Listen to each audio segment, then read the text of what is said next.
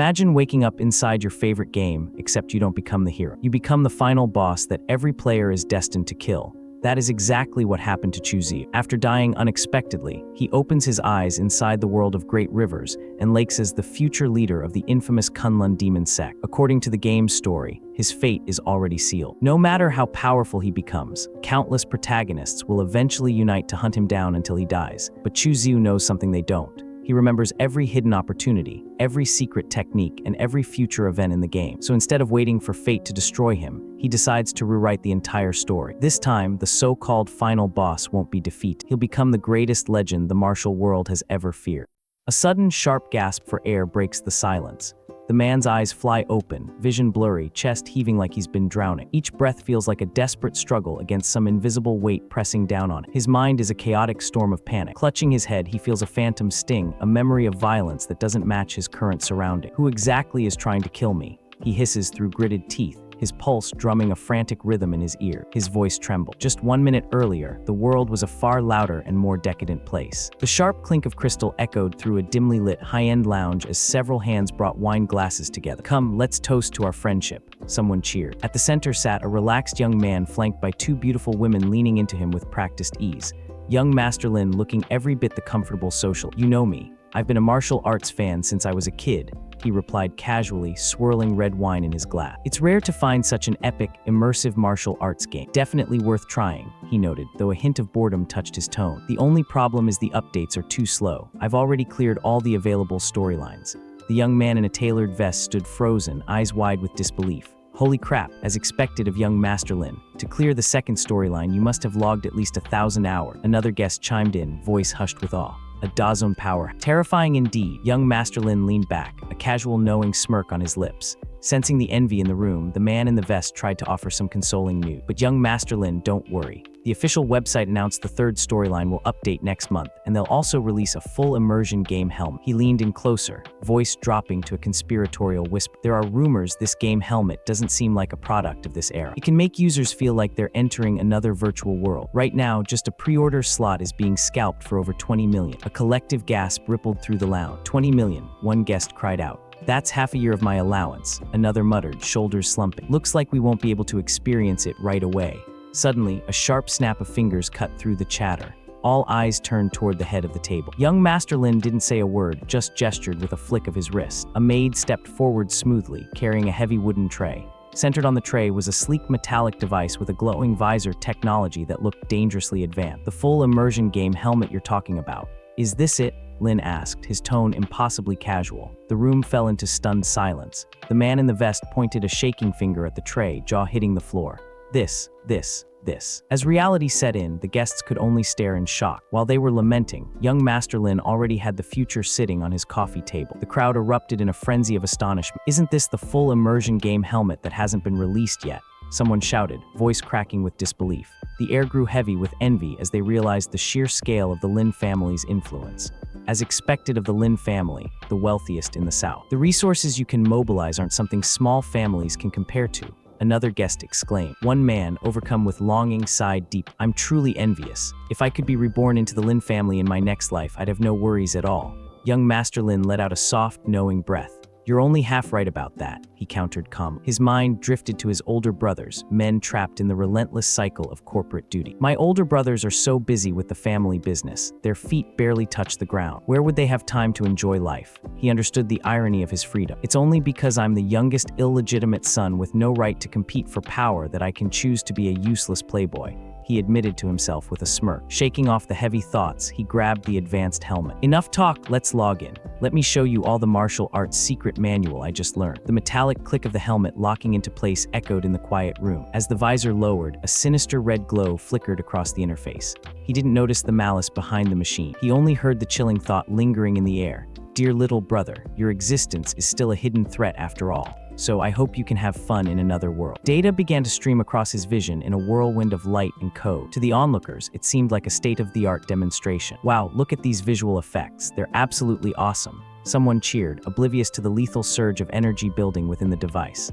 Sudden violent sparks erupted from the helmet, and in a blinding flash of red and black light, the boy was consumed. When his eyes finally opened, he found himself staring at the wooden beams of an ancient ceiling. The air was heavy with the scent of old paper and incense. "I must have transmigrated," he whispered, his voice sounding foreign to his own ear. Panic and confusion warred in his chest as he slumped against the wooden railing of a balcony. Damn it, I already made myself seem so harmless, so useless. Why would my brother still want to kill me? A bitter realization took root. Could it be that from the very beginning, my decision not to compete or fight was a mistake? Chu Xiu's head throbbed as a flood of unfamiliar memories surged through his mind. An elderly man cradled a wailing infant, his face etched with sorrow. "Master, something terrible has happened," a servant cried out. The old man looked down at the baby, sighing heavily. Poor child born without a mother. In this life, his name was Chu Xiu, an illegitimate son of the Chu family in Tonga Prefecture, within the Wei commander of the Yan Kingdom. Though the family had 4 sons, Chu Xiu was ranked second. His mother had been a mere concubine who died in childbirth, leaving him with no status or value within the clan. His predecessor had possessed a weak personality and a penchant for acting rashly. Early on, he'd unwisely chosen a side in the family succession battle, throwing his support behind the eldest brother, Chu Kai. This move directly provoked the third brother, who also harbored ambitions for the position of family head. In retaliation, the third brother schemed against him, resulting in Chu Xiu being exiled to manage the family's mining district in South Mountain. Originally sentenced to remain at the grueling mining district for 3 years, a sudden shift in family politics changed everything. The Chu family decided to select a formal heir ahead of schedule, and despite his status as an illegitimate son who'd fallen from grace, he was still technically qualified to participate. Now he found himself traveling in a horse-drawn carriage, leaving the dust of the mines behind as he made his way back to the heart of the family power struggle. Chu Xiu stared at the bronze mirror, his reflection shimmering under the dim light. A sense of displacement washed over him until his eyes widened in sudden, jarring recognition. "Why does this name sound so familiar?" he whispered, the syllables tasting like iron on his tongue. Then the realization struck him like a physical blow. "Wait, I think I know who I am." Before the transmigration, he'd been a witness to the unfolding lore of great rivers and lakes, a popular story world on the verge of a massive update. He remembered the descriptions clearly. The most pivotal element of the upcoming plot was the introduction of the final villain boss, a monster of a man destined to bathe the world in blood. He was that man, the demon lord Chu Xiu. His mind raced through the established history of his new identity. Born into the Chu family of Tonga Prefecture within the Yan Kingdom, Chu Xiu was not always a monster. However, after enduring crippling hardships and a devastating family crisis, his soul had fractured. His personality shifted into something cold and unrecognizable, ultimately leading him to walk the demonic path. The lore grew darker from there. According to the storyline's conclusion, Chu Xiu would eventually re-establish the heavenly demon cult, a terrifying organization dormant for 1,000 years. Under his iron-fisted rule, he would lead his demon followers to dominate the martial world, his demonic flames reaching the very heavens themselves. Standing in the quiet room, the weight of his future, a path of fire, infamy, and ultimate villainy, settled over him. A bitter, hysterical edge crept into his expression. Should I cry or should I laugh? The young master sat in silence, fingers tracing the cold steel of the blade resting on the table before him. A heavy realization weighed on his mind. He was destined to become a big shot in this martial world, yet haunted by the looming shadow of a tragic end. Aren't all final villain bosses in games meant to be defeated? He mused, flicking the edge of the blade with a sharp twang. Destined to fail. A dark, sharp grin spread across his face as his eyes took on a manic, determined glint. In his past life, he'd refused to compete or fight, and that passivity led to a miserable death. Fate had granted him a second chance, and he wouldn't waste it on mercy. From now on, he'd fight, compete, and kill. Better to be the predator than the prey. The sound of rustling fabric broke his concentration as a woman in elegant red and pink robes stepped through the curtain. "Young master, the carriage is ready," she announced, her expression seemingly pleasant. The protagonist watched her with cold, calculating eye. According to his memories of the original story, this woman was Nanny Yu, a servant sent by his third brother's mother. On the surface, she was assigned to care for his family, but in reality, she was a spy. She'd leveraged her position to abuse her authority in his name, tarnishing his reputation while secretly sabotaging his prospects to ensure his eventual downfall. "It's nothing," he said smoothly, his voice devoid of the warmth she expected. He gripped his sword, a chilling smile hidden in the shadow of his hair. "I just dropped my knife on the ground." Nanny paused, a flicker of confusion crossing her face. "What's wrong with him? He's usually so easy to fool. Why does he look like someone else entirely?" She quickly masked her suspicion with a practiced smile. "Young master, the mountain road is difficult to travel because of the heavy rain. I suggest taking the small road through Yuanbao town." He acknowledged the risk. Those narrow paths ran through wilderness and old forests, skirting Shangdong Mountain, a place where bandits were said to lurk. From his understanding, it was an unnecessary danger. She dismissed the concern at once. "Those are only rumors," she insisted, adding that many merchant caravans heading to Tonga Prefecture chose the small roads without incident. Leaning closer, her tone turned coaxing as she reminded him who she was, speaking of her long days on the road, her exhaustion, and her wish to return to the manor early so she could bathe and serve him properly. Before he could respond, something in his gaze sharpened. In a sudden blur of motion, he reached out and seized her chin, forcing her face up. Power crackled around him, his eyes glinting with a dangerous light as a cold smile curved his lips. She stiffened when he leaned in, his fingers lifting toward her hair as if the decision had already been made. Her eyes widened in surprise, lips parting as he spoke lightly, declaring that they would take Yuan Bao Town. The words caught her off guard, and for a heartbeat she could only stare at him, flustered by both his closeness and the certainty in his tone. A moment later, she tried to compose herself, smoothing her expression as she spoke again, reminding him that, as usual, her arrangements were already prepared. Though she answered calmly, unease lingered beneath her composure. Turning slightly away, she frowned, fingers resting against her chin as doubt surfaced. She admitted she thought Chu Xiu had discovered something, that perhaps she was overthinking the situation. He observed her reaction without interrupting, his expression thoughtful rather than alarmed. Inwardly, he reasoned that Yuan Bao Town lay along the road to the small town,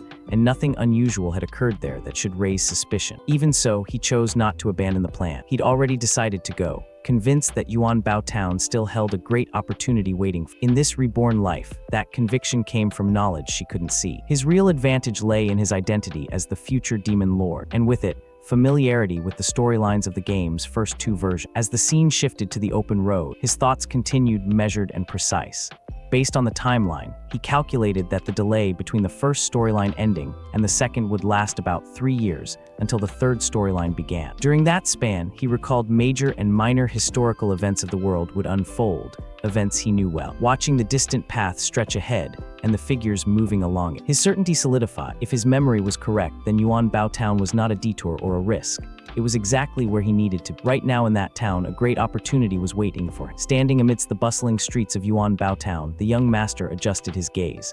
Though the town was far less prosperous than the Grand Tonga Prefect, its air was thick with the scent of opportunity. "Young master, this Yuan Bao Town is the least prosperous in Tonga Prefect. What is there to look around for?" He didn't answer immediately. His eyes were fixed on a specific structure ahead. While the common folk saw only a simple market, he saw the thread of history. His gaze sharpened, locking onto a weathered sign hanging from a traditional storefront, Fang's secret box shop. "That's the one," he thought, a quiet intensity settling over him. Legend whispered of a time 10,000 years ago when the world was nearly unmade, a great catastrophe of heaven and earth that saw countless martial arts sects swallowed by fire and ruin. Yet before the final destruction, a visionary formation grandmaster had developed a failsafe, the secret box. These vessels were crafted to store supreme treasures and sacred classic, ensuring that the heritage of the sects would not be severed by the heavenly tribulation. Now in the modern age, these boxes remain the most significant feature of the Grand Jianghu world. The legend was a tale of high stakes and ancient mystery. These artifacts varied wildly in shape and size, though one truth remained constant: the finer the material,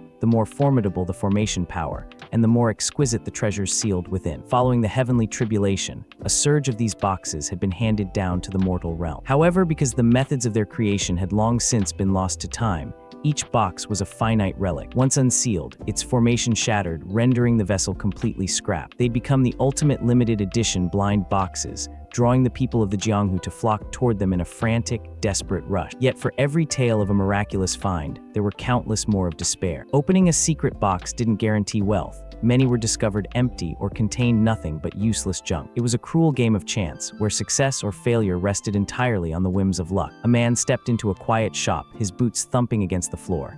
He looked around the empty room and toward the man behind the counter. "Shopkeeper, is yours the only shop selling secret boxes in Yuan Bao Town? Why is business so desolate?" The shopkeeper, back to the visitor, didn't look up. Of course, but even the thinnest of these secret boxes costs 10 taels of silver each. Those coming to Yuan Bao Town are poor ghosts escorting goods. They don't even earn 10 taels for one trip. How many would dare to gamble their luck? The shopkeeper's eyes widened, a sharp glint of greed flashing across his face as he gestured toward his wares with practiced oily enthusiasm. "Those poor ghosts can't afford them, but surely young master can." He leaned over the counter, pointing to several ornate containers. These secret boxes were all found in ruins within the southern Shirwanda Mountain. The price is absolutely affordable and fair. Across from him, the young man remained silent, his gaze fixed on the merchandise, though his mind was far from the shopkeeper's sales pitch. "I just arrived in this world and urgently need a powerful cultivation technique," he thought grimly. He was a transplant in a body that had been dealt a poor hand. Although the Yan family was a major clan in Yunzhou with inherited techniques,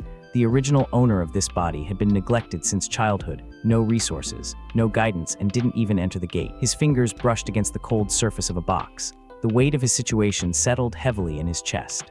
As a result of that lifelong neglect, he was still only at the body-tempering realm, the lowest rung of the martial arts cultivation ladder. In the path of martial arts, to truly enter the gate, one first had to experience the 3 realms of body refining. The first was the body-tempering realm, a grueling stage of tempering muscles and bones, refining the physical form until the body became robust and strength superior. It was the foundation, yet also a plateau.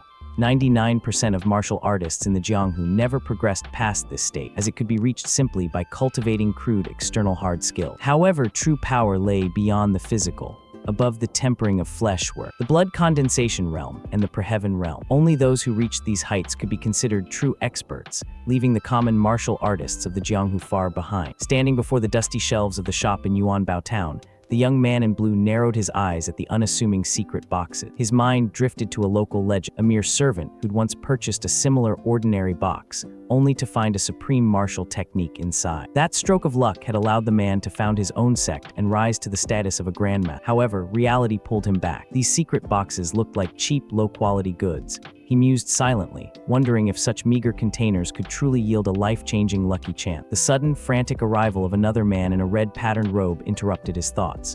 This was Li Jing, a servant of the Li family from Tonghao Prefect. "Shopkeeper, give me 2 secret boxes," he commanded. The shopkeeper, a stout man in a brown cap, sighed with genuine concern. "Li Jing, it's not easy for you to earn money as a servant. Take my advice, don't play anymore. The 3rd young master appreciates you. He even moved you from the kitchen to the merchant caravan. If you save your money to befriend the stewards, you might even become a steward yourself." Li Jing, however, was undeterred, a desperate glint in his eyes as he tossed a glowing gold ingot onto the counter. He gave a weary, hopeful smile. "Even if I become a steward, I'm still just a servant of the Li family. But if I open a peerless divine skill from a secret box, wouldn't I rise to prominence?" The merchant looked at him with a mix of pity and pragmatism. "How could peerless divine skills be obtained so easily?" he muttered, gesturing toward the items on the table. He presented a curious golden cube and a shimmering purple orb, offering them to the young man in the red-patterned robe. Before Li Jing could finalize the trade, a cold, commanding voice cut through the air. "Wait, I want all the secret boxes."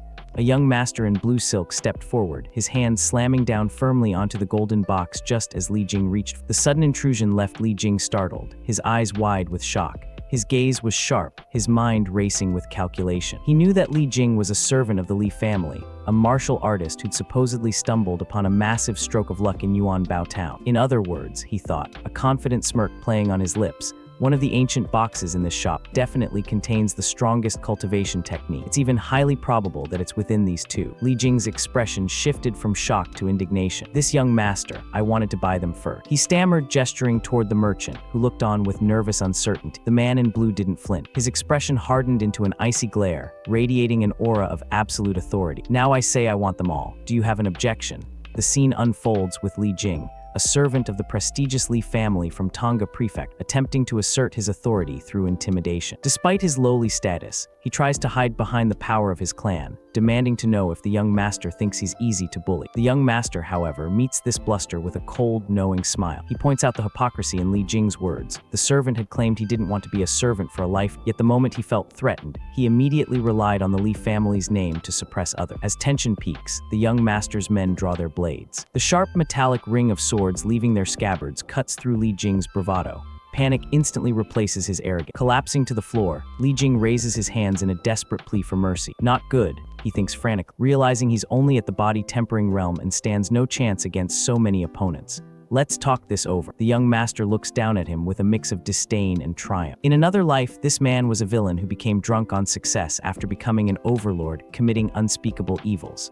He notes that with such a cowardly temperament, it's no wonder he turned out the way he did. "You won't have the chance this time," the young master declared. Turning away from the trembling servant, he orders his men to clear the room. "Move them all away." A woman nearby watches the scene unfold, her expression a mix of concern and uncertainty as the boxes and supplies are hauled out. After his confrontation with the young master, Li Jing remains on the ground, clutching his chest as a strange, overwhelming sensation washes over him. Beyond the crushing weight of humiliation, he's struck by a profound sense of heartache, as if something vital, something that was meant for him, has been cold-bloodedly snatched away. Watching the young master's group depart, Li Jing seethes with resentment, hissing a vow of vengeance that this matter is far from over. Meanwhile, back in a more secure location, the young master focuses his attention on a rough purple stone he's acquired. As he works, a sudden surge of violet energy erupts from the stone, bathing the room in an ethereal glow.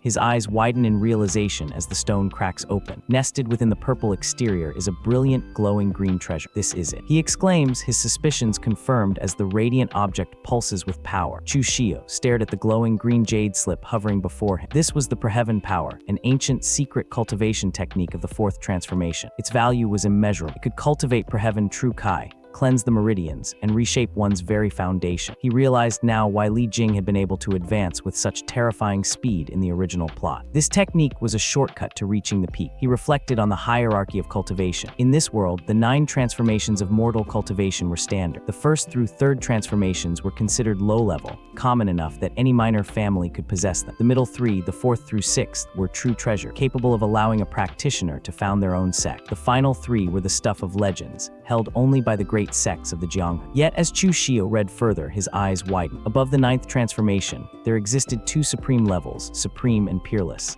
Even if he were handed those techniques now, his current body wouldn't be able to withstand the strain of practicing. However, this Preheaven Power was different, designed to wash and refine the body regardless of age or current talent. It was in every sense custom-made for his current situation. With Preheaven Power, I finally have a foundation to settle down, Chu Xiu murmured, his grip tightening on the jade slip.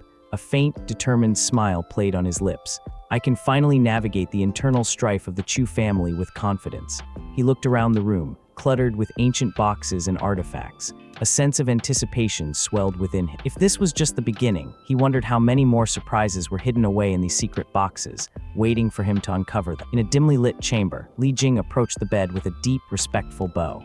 "Greetings, 7th Lord," he said, his voice cautious. The 7th Lord, Li Tong, the boisterous leader of the Li family merchant caravan, sat comfortably amidst silk robes in the company of a young woman. He waved a hand toward Li Jing with a hearty laugh. "It's Li Jing. Come sit down and drink. I'll ask the shopkeeper to call a girl up for you." Despite the offer, Li Jing remained tense, his expression pained. "7th Lord, just now I was robbed in town. I announced my name, but the other party actually didn't put the Li family in their eyes." Li Tong's jovial mood shifted instantly. He paused, a cup of wine midair. "Someone actually dares to rob my Li family's people. What happened?" As Li Jing explained the details of the encounter, the room fell silent. Li Tong stroked his mustache, his gaze darkening as he processed the insult to his clan's reputation. Finally, the 7th Lord pointed a finger firmly into the air, his voice low and dangerous. "Don't worry. Even a servant of my Li family is not someone those small families can afford to provoke. I'll send someone to inquire who exactly is so arrogant." Relief washed over Li Jing as he bowed once more. "Many thanks, 7th Lord." The scout rushed into the chamber, his breath coming in short gasps as he bowed before the man in green robes.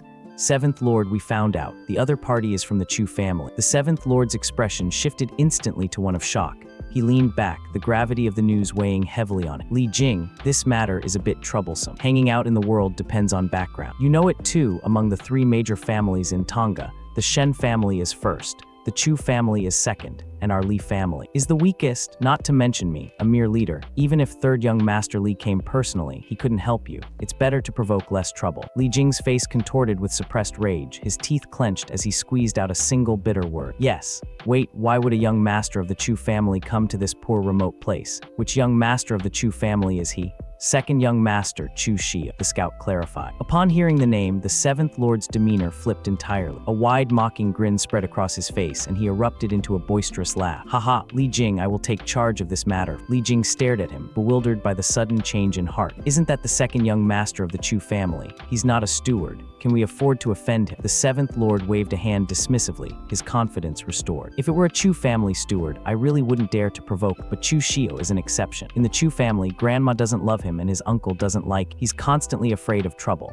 His status in the Chu family is even lower than a steward." One man, clad in a patterned crimson robe, gestured toward the interior with a dismissive air. "Let's go meet this trash 2nd young master of the Chu family," he sneered, his voice dripping with condescension. But his brow furrowed in deep confusion. He recalled the 2nd young master differently, not as the trash they described, but as the figure that now haunted his mind's eye. Cowardly and fearful of trouble, he wondered, a cold sweat breaking across his skin. That person was obviously domineering and ruthless. Are these two really the same person? Inside the quiet of his own space, the second young master Chu ignored the whispers of the outside world. He moved with sudden fluid grace, his body a blur as he practiced a new technique. Vibrant ethereal green energy swirled around him, trailing from his fingertips like dragon fire as he pivoted through the air. He came to a halt, looking down at the small blade held tightly in his grip. His eyes narrowed as he analyzed the skill he'd just unlocked. Blade technique, blue dragon hide the blade, he mewed. The concept was elegant. The blade's edge remained hidden within the sleeve, its intent suppressed until the very last second. When it finally struck, it was meant to be as sudden and overwhelming as a blue dragon leaping from the depths of the sea. The level is at least second transformation,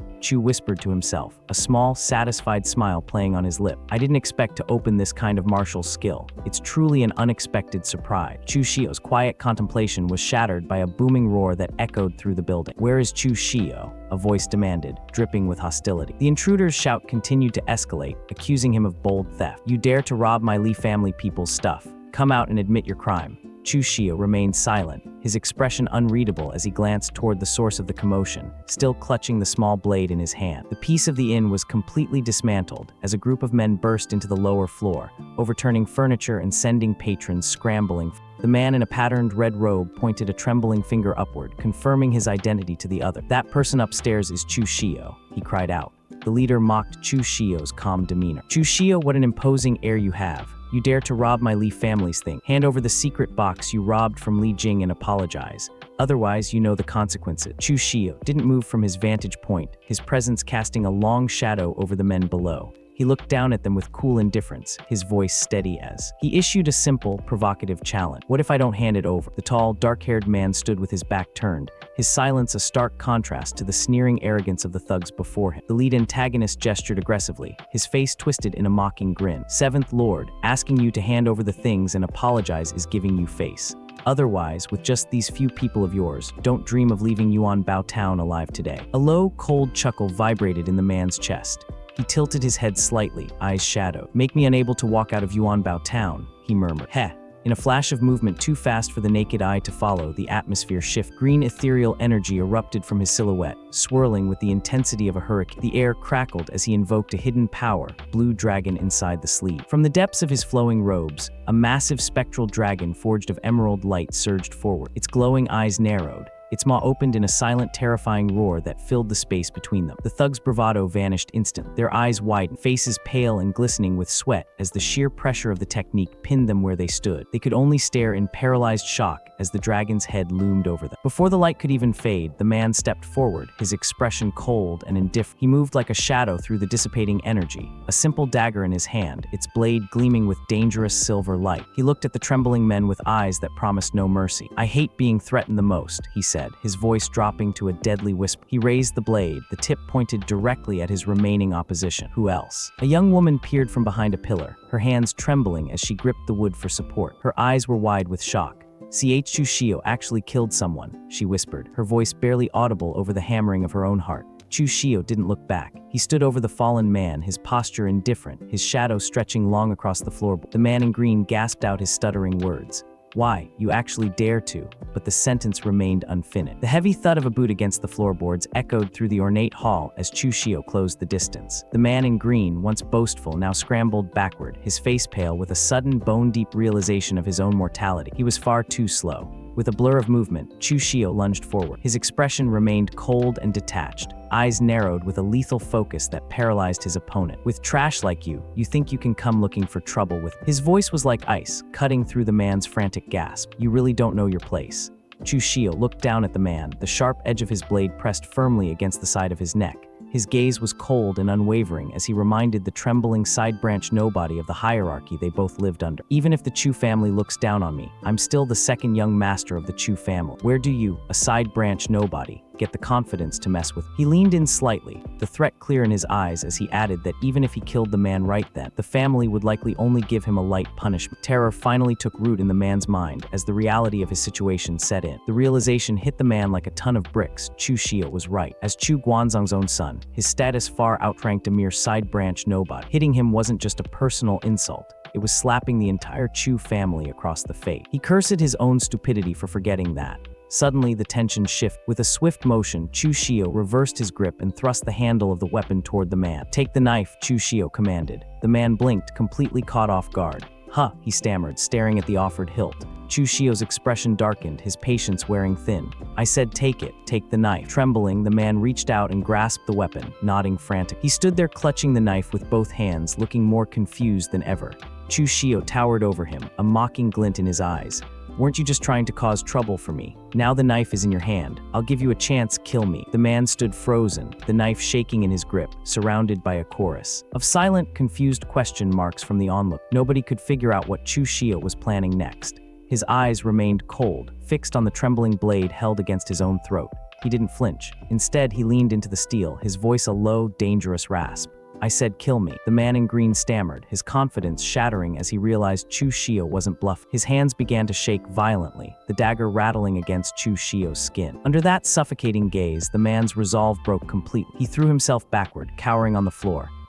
This lowly one wouldn't dare, I was wrong." Chu Xiu looked down at the pathetic figure with pure disdain. "I gave you a chance, but you're useless. Even with a knife in your hand, you don't dare to kill. Who gave you the courage to come make trouble for me?" Without waiting for an answer, Chu Xiu delivered a sharp, dismissive backhand that sent the man reeling. "Take the body and get out of my sight." Nearby, a young woman watched from the shadows of a wooden banister, her hand pressed to her lips in disbelief. Is this really the same Chu Xiu as before? She wondered, her heart racing. The man standing in the center of the room possessed a terrifying authority that felt entirely new. As the man in green scrambled away, dragging his failed pride with his companions rushed to his side. They whispered frantically as they hurried to exit the hall, leaving the transformed Chu Xiu behind in the silence of the flickering lantern. The man in green fumed as he was forced to retreat, his face contorted with rage. "Screw your mother. It's all because of this stupid ass why such trouble came upon us." He promised revenge. Even with the third young master backing him, he'd still make him suffer. As night fell over the estate, the moon hung high over the distant mountain. Inside a quiet room, Chu Xiu summoned a man named Gao. The subordinate bowed deeply, his hands clasped in respect. "Young master, may I ask why you called for me so late at night?" Chu Xiu observed him with a calculating gaze, recalling what he knew of the man. Gao Bei had joined the Chu family as a teenager and had spent years performing obscure menial tasks. Despite nearly 10 years of practice, his martial arts talent was mediocre, having only just reached the body-tempering state. However, Chu Xiu valued his honesty. "Gao Bei, I was framed and sent down to the Nanshan mine, and you were dragged into it and assigned here with. Do you have any complaints?" Gao Bei didn't hesitate. "Young master, I've never thought that way.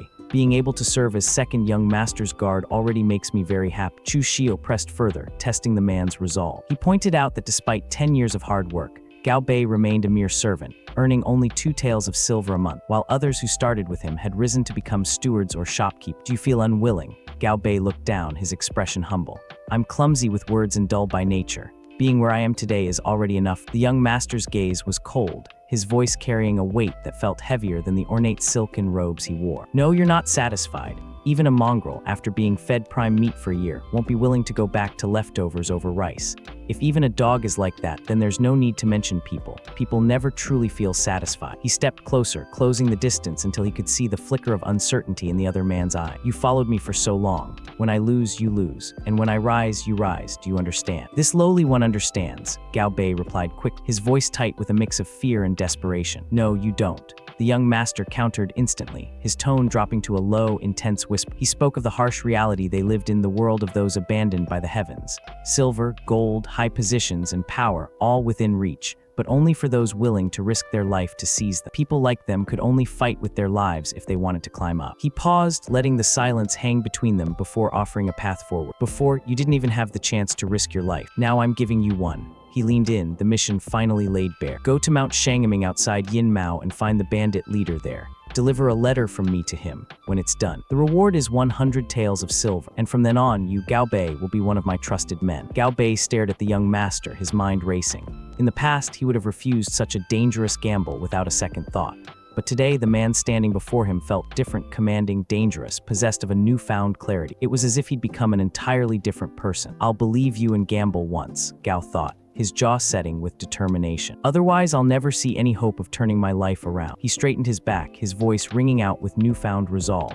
I'll do as young master said. The young master handed over the sealed envelope, his expression stern and unyielding. Good, take this letter and set out immediately. Remember, there must not be the slightest mistake in this matter. Gao Bei bowed deeply, his hands cupped in respect as he accepted the task. Yes. As Gao departed, a dark predatory smile spread across the young master's face. His eyes glinted with a sharp, vengeful light. Mother, since you dared to target me, don't blame this young master for being ruthless. The scene shifted to the bright dappled sunlight of a mountain path. A carriage rolled steadily along the forest road, escorted by several armed guards in purple tunics who marched with practiced discipline. Inside, the atmosphere was far more relaxed. A beautiful woman dressed in elegant red and white robes sat across from the young master, who lounged back comfortably. She looked at him with a mix of curiosity and mild concern. Young master, where is Gao? Gao has gone back to Tonga Prefecture ahead of us to report the news. He's almost there. The woman Nanny Yu let out a soft mocking laugh, covering her mouth with a delicate hand. Her eyes narrowed, flashing with hidden cruel intent. Almost, she thought private. Sweet boy, you'll never make it back in this life. The young master leaned forward slightly, a playful yet sharp grin on his face as he caught her gaze. Nanny Yu, do you think you'll run into any bandits? The young woman's face paled as she looked at him. Young master, don't say such unlucky things. Besides, you're a young master of the Chu family. Who would dare lay a hand on you? The young master leaned back, his expression unreadable as he stared out toward the road ahead. You never know. Heaven changes without warning, and disaster strikes without notice. You can hide from natural disasters, but man-made calamity is hard to guard against. The woman forced a small, nervous laugh, trying to brush off his grim outlook. Young master, you're joking again. Suddenly, a booming voice cut through the air, shattering the peace of the journey. Stop right there. The young master didn't look surprised. Instead, he pulled back the carriage curtain with a calm, almost knowing smirk. He glanced back at the startled woman. See, the man-made calamity is here. Outside, the path was blocked by a group of rugged men. At their head stood a massive scarred warrior leaning on a heavy broadsword. He looked up at the carriage with a predatory grin. Hurry up and get down here now. The young master stepped out of the carriage, his movements fluid and relaxed despite the blades pointed his way. He looked at the leader and spoke with a tone of polite negotiation. Heroes, if you're here for money, I have a few thousand taels of silver. You can take it all. As for anything else, we're not a trade caravan. We don't have much of value. The bandit leader's grin widened, revealing a jagged line of teeth. He wasn't moved by the offer of silver. A few thousand taels is quite a bit, but your life is worth more than that. He leaned in closer, his voice dropping to a low, menacing growl. Your life. The young master maintained his composure, a sharp, knowing smile playing on his lips. Lives can be bought with money. Since someone paid to take my life, I can also pay to buy it back. You know who I am. If you step aside now, in the future, you can ask for as much silver as you want. The bandit leader let out a mocking laugh, his hand resting on the hilt of his weapon. They say the Chu family's second young master is a coward, but you've got some guts. Too bad your big brother here values keeping his word. You'd better head on your way. Watching from the safety of the carriage, the young woman's fearful expression had vanished, replaced by a dark, triumphant smirk. Asking Lion Laosin to do this was definitely the right move, with him making a move Chu Xiu definitely won't survive today. Chu Xiu's smile widened, turning into a chilling grin. Since I can't buy mine, I'll just have to buy yours instead. Before the bandit could react, Chu Xiu lunged forward with explosive speed. The leader's eyes widened in shock. You're looking for death, he roared, swinging his massive blade in a wide horizontal arc. Watch me chop you in half. The heavy blade whistled through the air, but Chu Xiu was no longer there. He moved with a fluidity that defied the bandit's expectations, his body twisting and ducking beneath the lethal steel. I can't feel any inner power from the bandit leader's moves, he realized, his brow furrowing in confusion as he adjusted his stance. Lion Laosin is all raw brute strength. He swung again, a powerful vertical strike. But Chu Xiu parried the blow with his forearm, the impact ringing out like a hammer on an anvil. The bandit grunted, his shock turning into frustration. He unleashed a flurry of strikes, his blade a blur of silver. But Chu Xiu continued to evade and block with uncanny precision. From the sidelines, the other bandits laughed and jeered, watching the lopsided struggle. Look at that useless young master quaking and cowering, one of them mocked. Lion Laosin's aura really flustered, another added, haha, trash will always be trash. Their laughter echoed through the forest as they waited for the inevitable end. The red-haired man gritted his teeth, sweat beading on his brow as he watched his opponent move with frustrating ease. Damn, this brat is really hard to hit. He looks pathetic, but he keeps dodging every time. A darker thought crept in, fueled by desperation. If he couldn't take down someone he considered trash, what did that make? His frustration finally boiled over into a roar. You little punk, you really piss me off. If you've got guts, stop dodging. He threw his head back and let out a primal, lung-bursting scream. Across from him, the young man in blue remained eerily calm. A thin, confident smile played on his lips as he watched the outburst. He's lost his cool. This is my chance. Energy began to swirl around the young man, glowing with a vibrant green hue. He He lunged forward, his movements no longer just defensive. In a flash of steel and speed, he closed the distance. The red-haired man barely had time to react before the blade found its mark, slicing across his chest and drawing a spray of crimson. A voice cried out from the sidelines as the red-haired man stumbled back, clutching his wound. His subordinates rushed toward him, panic clear in their voices. "Boss, are you okay?" The red-haired man leaned heavily on one of his men, his breath coming in ragged gasps as he stared at the youth in disbelief. The realization of how close he'd come to death chilled him to the bone. How is this possible? If I hadn't dodged in time, that slash just now would have taken my life." The young man in blue looked down at his blade, a trace of dissatisfaction crossing his feature. He reflected that he'd barely practiced the Azure Dragon in the sleeve technique. Otherwise, his opponent would never have been able to avoid that strike. Seeing his leader wounded, the red-haired man's fury peaked. "All together, kill them all," he barked, his face contorted with rage. His men didn't hesitate, surging forward with a collective roar. "Kill!" They brandished their weapons and charged toward the fray. However, a new authoritative voice cut through the chaos, bringing the charging bandits to a sudden halt. "You want to kill people? Did you ask me first?" The bandits froze, their expressions shifting to shock and confusion as they looked toward the source of the interruption. Emerging from the shadows was an imposing figure silhouetted against the light, carrying a massive blade. The newcomer, identified as Bandit Ma Qiu, stepped into the clearing with a confident smirk. "I heard there was a big job going on. Looks like it's true," he remarked, his eyes gleaming with greed. He adjusted his grip on his weapon, adding with a chuckle, "Let me have a share of the pie too." A young woman peered through the foliage, her breath hitching as she spotted a second group of armed men emerging from the shadow. Confusion and fear clouded her eyes. Why were more bandits appearing now? Below, the clearing swarmed with activity. Blades glinted under the dappled sunlight as a large contingent of reinforcements marched in. Amidst the chaos, a dark-haired man watched the unfolding scene with calculating intensity. His gaze locked onto a specific figure leading the charge. Could this person be?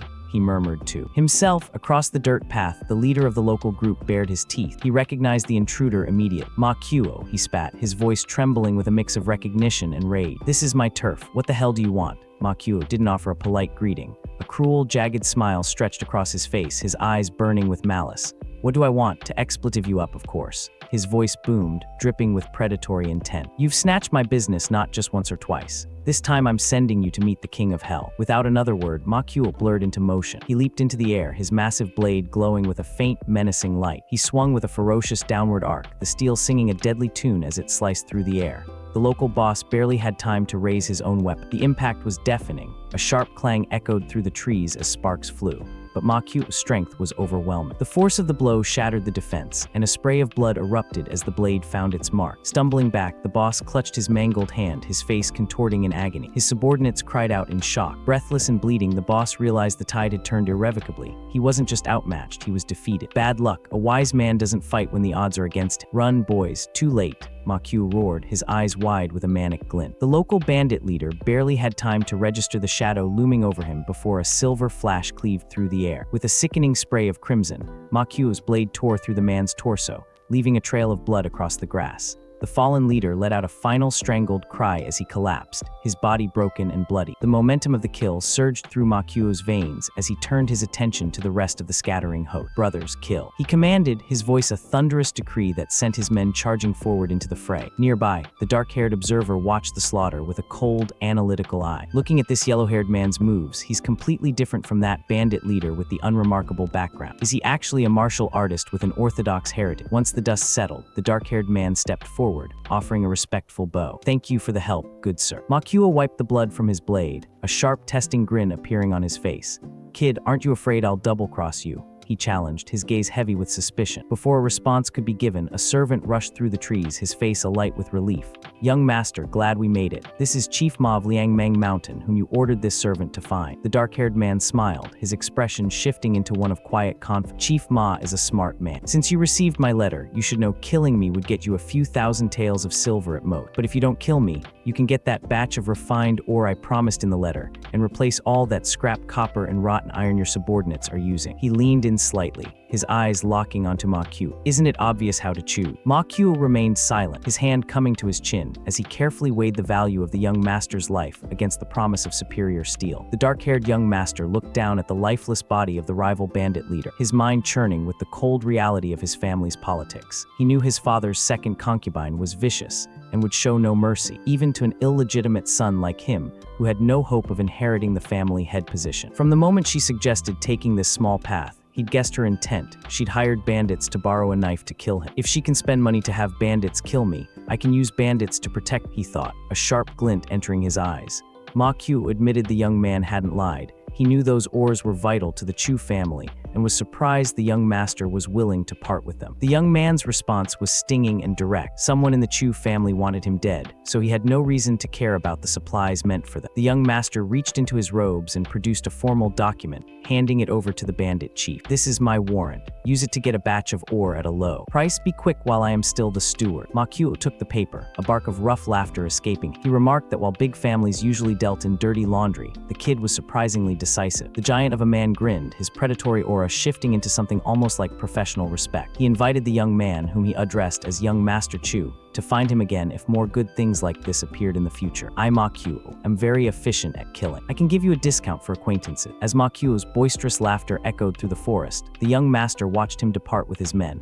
He stood still, his analytical mind already categorizing his new ally. He knew exactly who Ma Qiu was now, a bandit with a legitimate martial arts heritage. It seemed his brother, Gao Bei, had good luck to have hired someone with such a significant background. Chu Xiu approached the carriage, his expression unreadable as he returned from the fray. Inside, a maid peered through the curtains, her eyes wide with a mix of shock and mounting dread. Her mind raced with frantic questions. Why is it like this? Isn't Chu Xiu trash? How did he easily seriously injure that bandit leader? She bit her lip, sweat beading on her forehead as she recalled the mysterious group that had appeared to assist. Sensing her gaze, Chu Xiu pulled back the curtain. The maid immediately shifted gears, forcing a high-pitched, feigned cry of relief. Young master, were those bandits all repelled? She whimpered, clutching her face in a desperate show of fragile concern. Of course they were all repelled, Chu Xiu answered smoothly. His smile was pleasant, but his internal monologue was ice cold. This expletive is still pretending. He stepped closer, the air between them turning frigid. I didn't die. You are very disappointed, aren't you? The maid's smile faltered, her voice trembling as she tried to maintain the charade. Yo, young master is joke. It's a good thing the bandits were repelled. How could this servant be disappointed? Otherwise, Before she could finish her lie, Chu Xiu's hand shot forward, gripping her throat with iron strength. The mask of the trash young master vanished, replaced by a terrifying intensity. Do you really take me for an idiot? Speak. Exactly how much silver did my good second mother spend to hire those bandits? The maid gasped for air, her face contorting in agony as the pressure increased under the weight of his murderous intent. Her resolve shattered instantly. I'll speak, young master. I'll say everything. Second concubine spent 10,000 taels of silver. Chu Xiu released his grip, his eyes narrowing as he processed the confession. 10,000 taels of silver. What a generous hand. Does my second mother hate me that much? The maid, trembling on the floor, spilled every detail to save herself. She explained that the second concubine believed Chu Xiu's presence was an eyesore to her eldest son and a scourge that would eventually ruin the family. Furthermore, she'd recently given birth to the fourth young master, fueling her desire to eliminate any future trouble for her own bloodline. Chu Xiu's mind drifted to the complex hierarchy of the Chu family. The master, Chu Jianwang, had 3 wives and 4 sons. The first wife's son, Chu Yun, the third wife's son, Chu Fan, the second concubine's son, Chu Yang, and himself, Chu Xiu, the illegitimate son of a 4th-ranked concubine. In his previous life, his status was so low that he never even stood a chance at inheriting the family headship. He'd been framed by his third brother, leading to a life of misery where he was eventually treated like a dog. But this life was different. A fire burned in his eyes as he clenched his fist. Having lived through it once, he knew the plot well.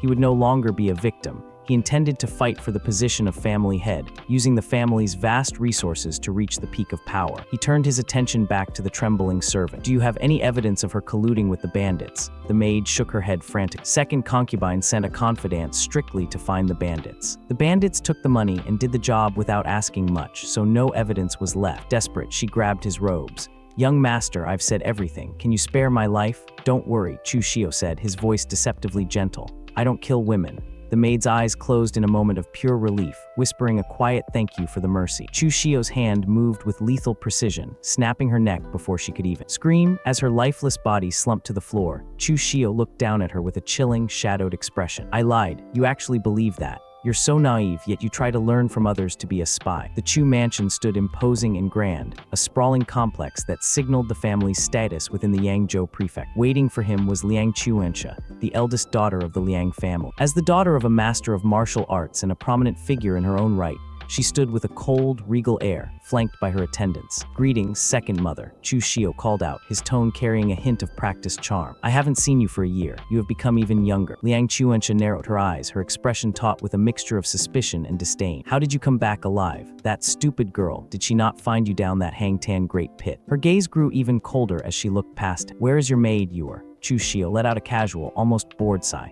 "Ewer's body was too weak. I accidentally played her to death. Why doesn't second mother gift me another one?" Liang Chuanxia remained silent, her mind racing. "Ewer died. Does he know about her appearing earlier to kill Chu Xiu?" She studied him closely, sensing a disturbing shift in his demeanor. "Besides, this kid seems like a different person than a year ago. He shouldn't speak like this." Despite her inner turmoil, she maintained her icy composure. "Since you're back, then go in. The master and the others are all waiting." Chu Xiu entered the great hall and offered a respectful bow to the gathered assembly, acknowledging his father, uncles, and his three mothers. At the far end sat Chu Jianwang, the family head, a man who'd built the Chu family from the ground up. In just 20 years, he'd transformed them into one of the three major families of Yangzhou Prefecture, surpassing even the long-established Li family. "You're back," Chu Jian remarked, his voice steady. He looked remarkably young for someone over 50, hardly older than 40, due to his reached stage of bone transformation and blood condensation. Despite his impressive vitality, it was a known pity among the family that his martial arts realm hadn't advanced a single step in 2 decades,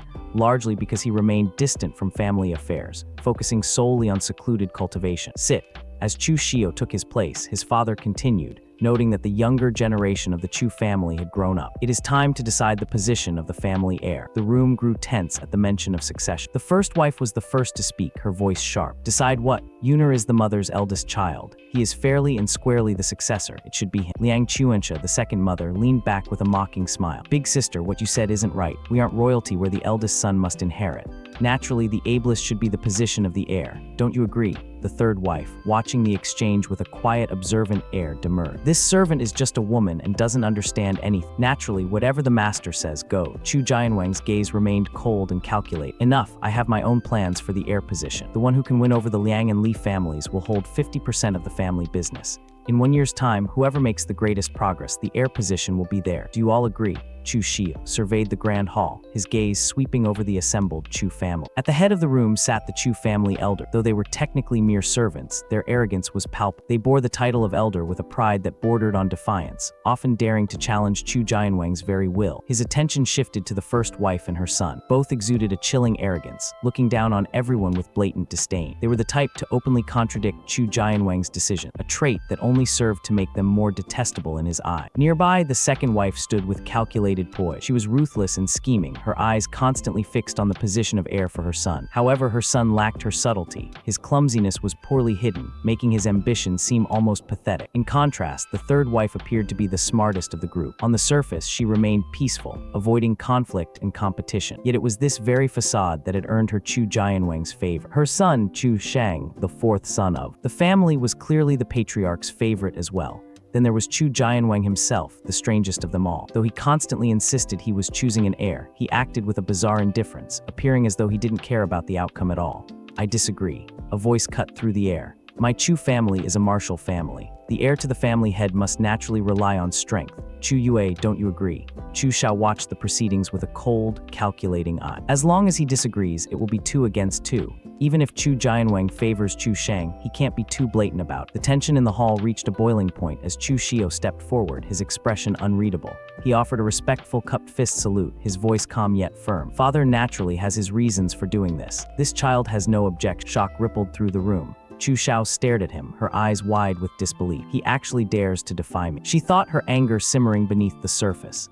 Just moments ago, she'd been confident in her control, reflecting on how she'd ordered people killed in the past. Yet here he was, standing his ground. Chu Xiu, the eldest brother, snapped, his voice trembling with suppressed rage. "Do you actually know what you're saying? I will give you one more chance. Dare you say it again?" Chu Xiu didn't flinch. He turned his gaze toward the eldest brother, his tone dripping with sharp irony. "Big brother, could it be wrong for me to listen to father's words?" He let the question hang in the air before twisting the knife. "You aren't the family head yet you manage things so bold. If you really became family head, wouldn't the rest of us have to beg for food?" "You," the eldest brother bristled, his face contorting in fury as the elders and family members looked on. Before the argument could escalate further, Chu Jianwang's authoritative voice cut through the chaos. "Enough. I'm not dead yet. This matter is settled." No one is allowed to argue anymore. Chu Xiu bowed slightly, but he wasn't finished. Since father has set the rules, shouldn't you share some of the family business with me as well? He gestured toward the room, his eyes meeting his father. The Nanshan mining area I'm in charge of is only so big. There is no way to improve it all. You can't favor one and discriminate against the other too much, right? Chu Jianwang narrowed his eyes, studying his son with newfound interest. This child has actually developed ambition, he noted internally. Across the hall, the wives exchanged startled looks, the realization dawning on them. Chu Xiu also wanted to vie for the position of family head. The silence was broken by Chief Steward Luo, who stepped forward with a condescending air. The mining area is also part of the family business. Second young master, don't push your luck, all right. The tension in the hall snapped like a dry twig. Chu Xiu stood with a calm, almost icy composure, his gaze fixed on the man before him. Steward Luo, come here for a moment. I have something to say to you. The steward approached, his posture stiff with a blend of arrogance and hesitation. If the second young master has something to say, just say it direct. Are you afraid I'm too far away to hear? He didn't have to wait long for his answer. In a blur of motion that defied the steward's expectations, Chu Xiu lunged. Before the man could even register the threat, a heavy blow connected with his midsection. A guttural sound escaped Luo as the force of the strike folded him like paper. He crashed into the floor, his eyes rolling back into his head, consciousness fleeing before he even settled against the wood.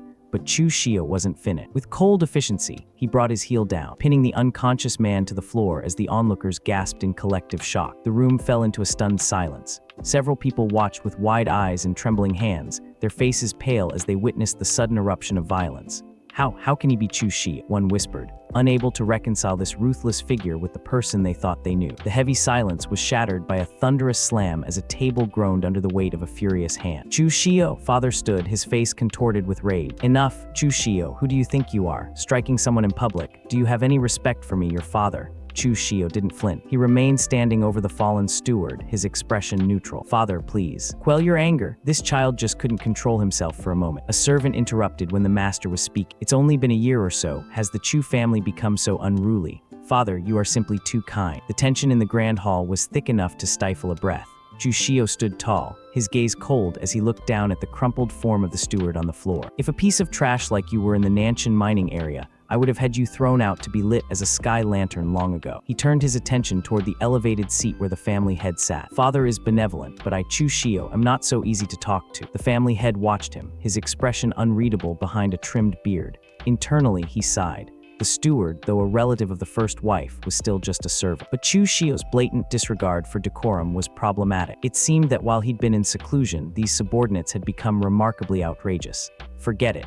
The family head finally spoke, his voice booming through the chamber. Remember this next time. This is the Chu family, not the Nanshan mining area. He leveled a stern look at his son. I'll fine you 3 months of your monthly allowance to pay for Steward Luo's medical recovery. Chu Xiu offered a shallow, respectful bow, though his eyes remained sharp. This child obeys the order. However, father, surely you can't let me keep guarding just the Nanshan mining area as my business. Otherwise, what is the significance of calling me the heir to the family head back? The family head stroked his chin, lost in thought. While he had no desire to lecture Chu Xiu too harsh lest he undermine his own heir's position, he couldn't allow the boy to be too excessive in front of the clan. Beside him, the first wife's face contorted with indignation. Master, are we just letting this matter go? She hissed, her voice trembling with suppressed rage. Chu Xiu committed violence in public. He simply has no respect for you. The family head didn't even look at her. What else do you want me to do? Make him pay with his life? I said this matter is settled. He turned back to Chu Xiu, his decision made. Wait until the trade caravan heading to the Yan Kingdom return. Chu Xiu will take over it. Much thanks, father. Chu Xiu replied, bowing deeply this time, a cold smirk playing at the corners of his mouth. As he walked away, he couldn't help but feel a flicker of disdain for the woman and her son.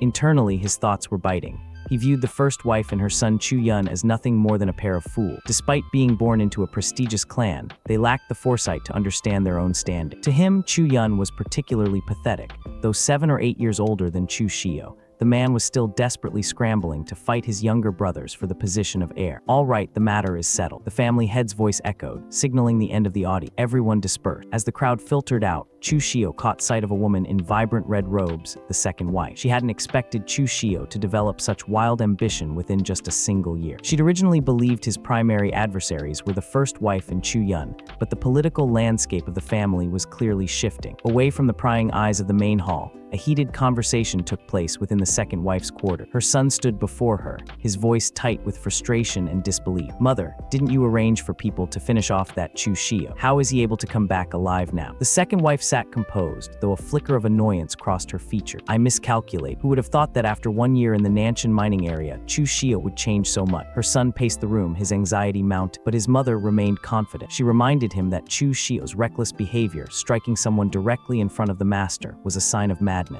"The Chu family will not let a madman be the heir," she assured him. In her eyes, Chu Xiu possessed great ambition but little talent, while their other rival, Chu Shang, was still a mere teenager. "Only you are the best candidate." However, the son was still wary. "By the way, mother, the steward's father assigned to Chu Xiu's trade caravan are all your people. Why not throw a wrench in his works?" A sharp, cunning smile spread across the second wife's face as she leaned forward, her eyes narrow. "Don't worry. Those people cost me a lot of money. I guarantee that even if Chu Xiu gets the trade caravan, he won't be able to command a single person." The pharmacy courtyard was bustling with the mundane tasks of disciples until the second young master arrived, trailing an air of quiet defiance.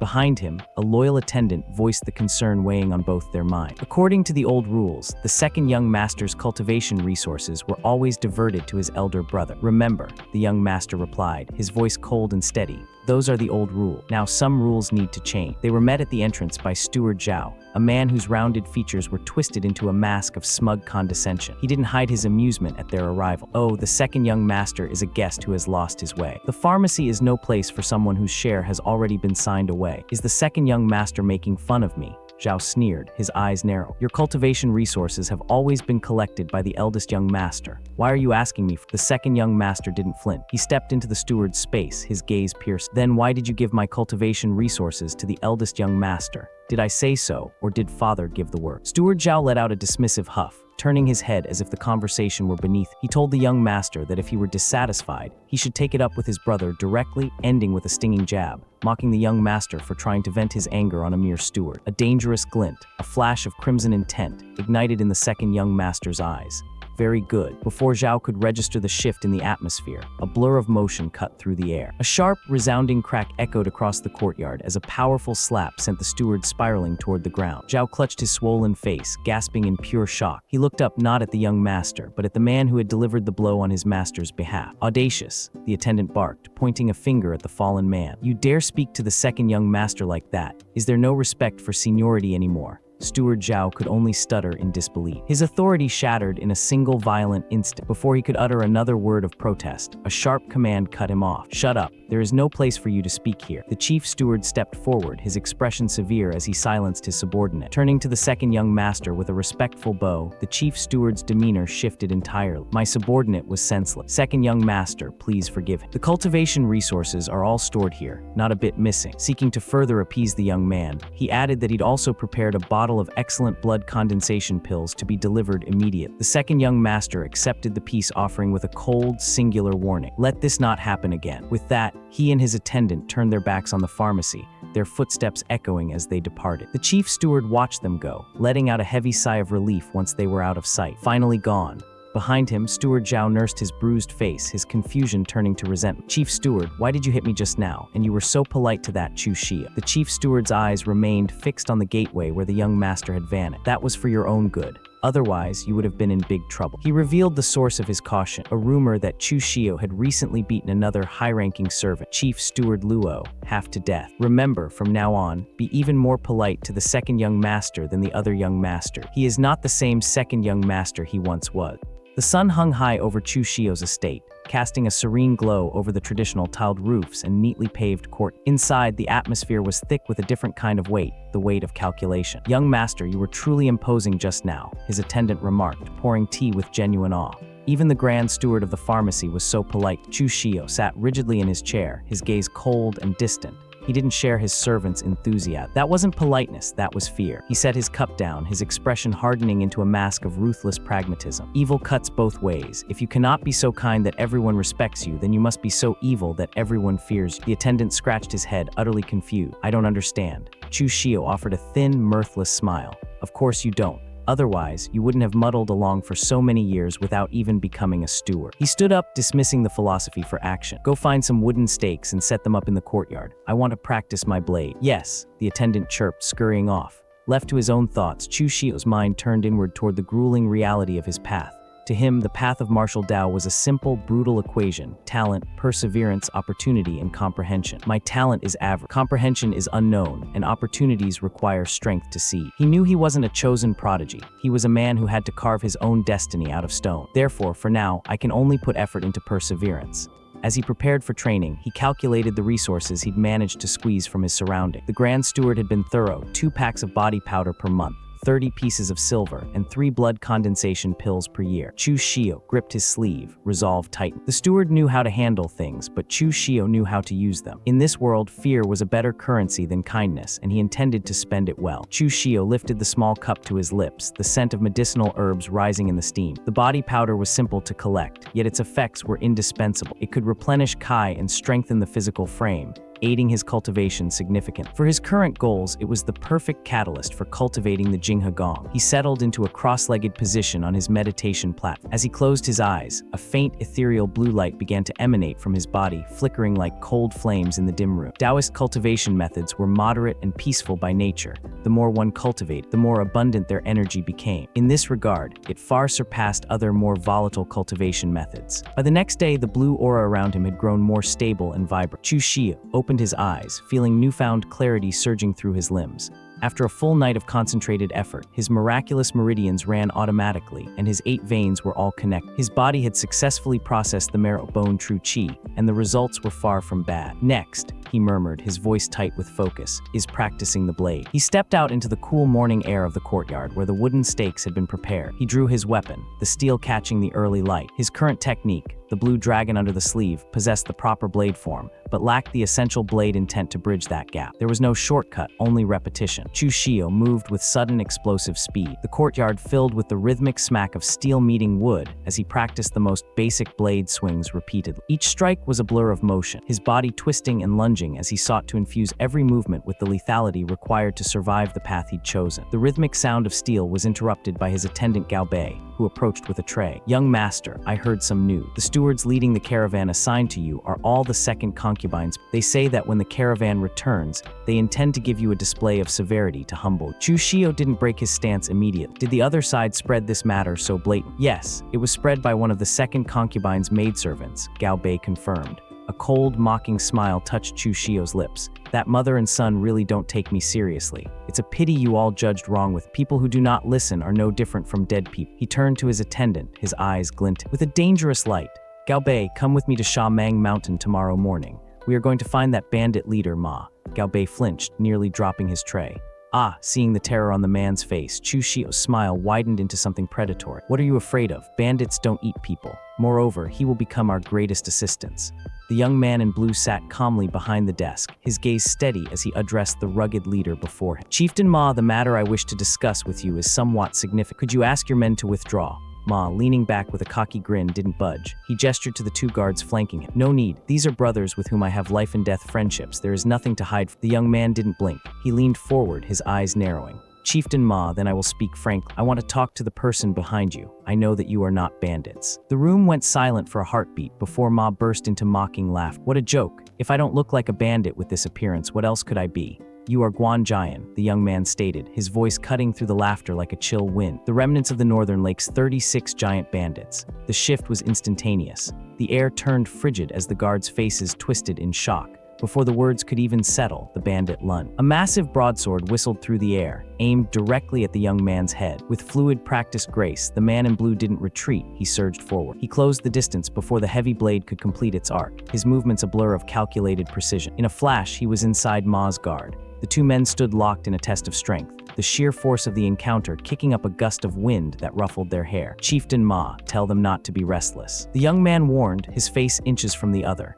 If I really wanted to make an enemy of you, even if the fight happened in Northern Lake once, you would have been dead long ago. Ma stared at him, sweat beading on his brow as he realized his strength was being completely neutralized. How did you know our background? He hissed. The young man in blue maintained his poise, his hands still firmly keeping the chieftain's blade at bay. I guessed. Chieftain Ma's kung fu is orthodox and the troops' discipline is strict. Added to that, you mentioned the word Guan. Therefore, aside from the Chilean Iron Cavalry among the Northern Lake's 36 giant bandits, I really can't think of anything else.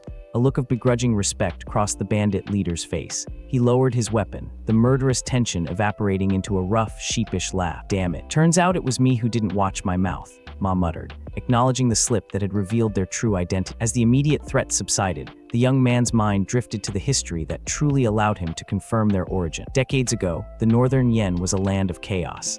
Out of that turmoil emerged the 36 giant bandits, a force so bold they dared to plunder the Northern Yen imperial line. Their reign of defiance, however, met a brutal end when Northern Yen rose again, joining forces with the major martial arts sects to crush the bandits in a single decisive sweep. The various leaders were either killed or crippled, and the group was thought to have vanished from history, never to become a significant force again. Yet standing before him was proof that the remnants survived. Bringing his focus back to the present, the young man addressed the chieftain once more. "Our chieftain Ma should know my sincerity, right?" Ma, now leaning his heavy blade over his shoulder, remained cautious. "What exactly do you want to trade with my boss? Telling me first is the same." The young man's expression turned solemn, his eyes piercing. "I know the whereabouts of your Chilean Iron Cavalry's great chieftain, the red-faced heavenly king, Pang Hu." He paused, allowing the gravity of the name to hang in the air. "Is this information enough to trade?" The revelation hit Ma like a physical blow. His composure shattered, and he stepped forward, eyes wide with a mix of hope and suspicion. "You really know the great chieftain's whereabouts. You aren't lying to me. Once you see the one behind you, the truth will naturally be revealed. Besides, once we are there, I wouldn't dare to lie either." Chieftain Ma signaled for his men to stand down. "Fine, then follow me. My boss is in North Shangmang Mount. It will take a few days to get there." 5 days later, they arrived at a hidden mountain stronghold tucked away in the peaks of North Shangmang. Ma explained that his boss had established this secondary base just in case, building a small stronghold outside the main territory. He led the visitor into a spacious hall and told him to wait while he went to report. Soon Ma returned with a burly, orange-clad man, Boss Han, a former personal guard to the great chief. The young man in blue sat calmly, sipping tea. "Is it you who says you know the great chieftain's whereabouts?" Han asked, his voice booming. He noted silently that Boss Han's cultivation seemed even stronger than Ma's. "Correct," the young man replied without looking up. Han didn't appreciate the calm demeanor. "Cut the crap, speak. What exactly do you want?" He stepped closer, his shadow looming over the table. "If you demand an exorbitant price, don't blame me for getting tough." Unfazed, the visitor offered the news as a greeting gift for Boss Han. "According to what I know, after great chieftain Pang, who was heavily injured by the people of the Northern Yan Imperial Court, he is currently recovering his strength in the desolate mountains of Liaodong Commander in the north." Boss Han froze, his eyes wide with a mix of shock and hope. "Is that true?" The smirk on the young man's face widened, a glint of calculated triumph in his eyes. He knew he had the upper hand. The information he held was a bridge between two worlds. "If Boss Han doesn't believe it, you can send someone to Broken Soul Valley in Liaodong Commander to check.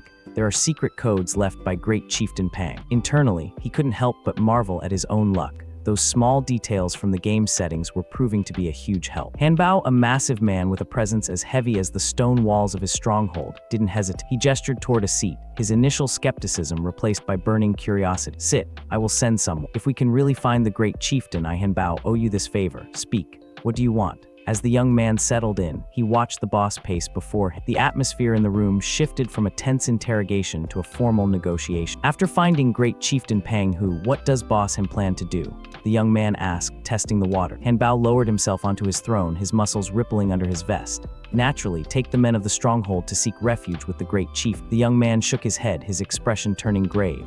"That is incorrect. Great chieftain Pang is currently resting and recuperate. Not only would that be useless, but it would also increase the risk of exposure." He leaned forward, emphasizing his point. "He wouldn't let you go either. What you should do is accumulate money, provisions, and cultivation resources to prepare for his ride." Han Bao's eyes narrowed, his brow furrowing as he processed the advice. The logic was sound, yet he remained focused on his immediate priority. "These matters will be decided once the great chieftain is found. Speak. What is your intention?" The young man didn't blink. He met the chieftain's gaze with sharp, business-like focus. "I want to cooperate with you guys to make money." A slow, predatory grin spread across Han Bao's face. The prospect of wealth was a language he understood perfectly. "Such a good thing. Explain it in detail." The young man leaned forward, his voice dropping to a conspiratorial tone. "There are many bandits in Shangmang Mountain who frequently rob caravans and kill for money. Therefore, more and more caravans are switching to the time-consuming and laborious main roads or arranging large numbers of guards. Your business is getting scarcer, right?" Hanbao grunted, leaning back in his chair with a resigned look. "Correct, so what should be done?" Nothing can be accomplished without rules. If there are no rules, we will set the rule. As long as caravans hand over a portion of their wealth, they can be escorted across the mountain. This way, it benefits both the caravans and boss Han. Han Bao's expression darkened slightly as he weighed the proposal. Then wouldn't I be making enemies of all the bandits in Shangmeng Mountain? One voice in the entire Shangmeng Mountain is enough. Does boss Han lack the confidence to deal with those disorganized mobs? Han Bao's face split into a fierce, prideful grin. Of course, I have it. If not for my injuries remaining unhealed, I would have subdued that bunch of trash long ago. Unexpectedly, this guy was actually a Xianshan expert before I misjudged, the young man thought, his gaze momentarily distant as he adjusted his internal strategy. By the way, Han Bao said, his tone shifting back to business, you gave me such a good deal. What exactly do you want? The young man didn't hesitate. Very simple. I just have a caravan in the Chu family. I hope they can enter and exit Shangmeng Mountain without obstruction. Additionally, I hope Boss Han, you can help me kill people. Han Bao let out a sharp laugh.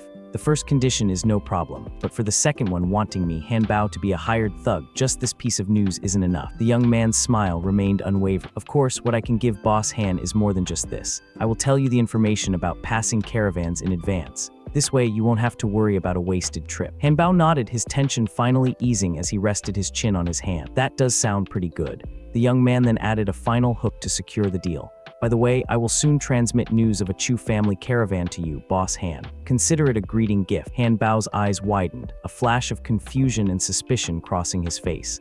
Rob your own caravan. What is the meaning of this? The young man narrowed his eyes, his expression cold and detached as he placed a hand over his heart. That is the Chu family's caravan, not my caravan. The muscular, red-haired man smirked, his expression dripping with a mix of disdain and calculation. When it comes to deviousness, he can't compare to those disciples of aristocratic family. They are actually so ruthless as to harm their own people. He leaned back, satisfied with the deal struck.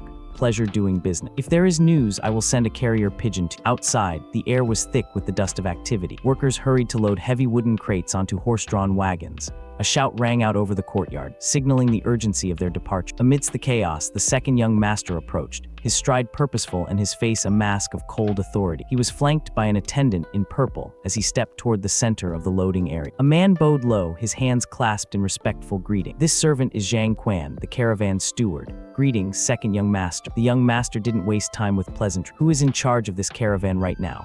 Of course, it is under your charge, second young master, Steward Zhang replied with a forced, oily smile. Since it is under my charge, then who allowed you to load the cargo and set off just now?